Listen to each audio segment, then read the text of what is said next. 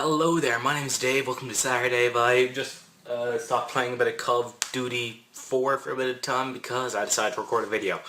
And one thing I don't understand is nuclear fallout shelters because, I mean, it's kind of weird, I know, to say that I don't understand nuclear fallout shelters, blah, blah, blah, blah.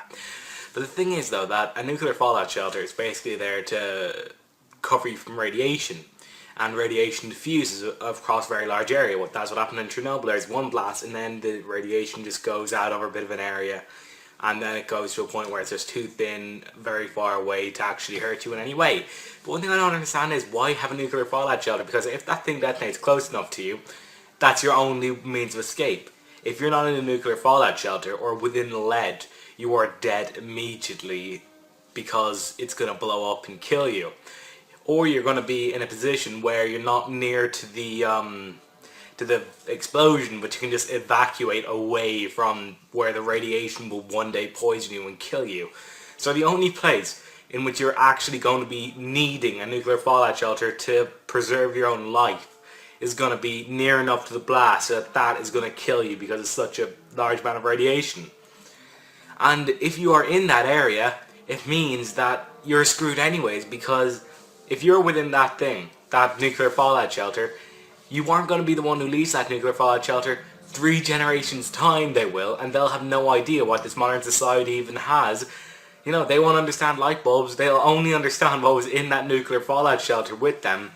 And the simple thing is that we won't be able to rebuild society. And besides, who wants to rebuild society? Who wants to bloody get out of a shelter and to say, alright lads, you know what, let's start with light bulbs, then we'll do a wheel, and we might try some tables, okay? And tomorrow, I don't know, let's get paper done.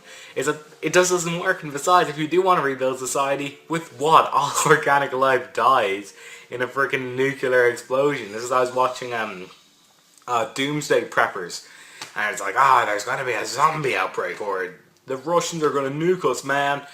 And they're all talking about that, but no. Do you actually want to survive past this? You have no idea how bad this is.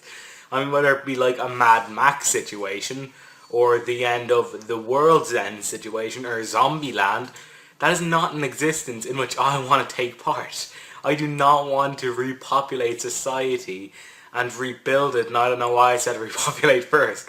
But either way, that is not something I want to be involved in, and quite frankly, I don't know why anyone else does. What, will they be hailed as, I know, a brilliant person for doing that?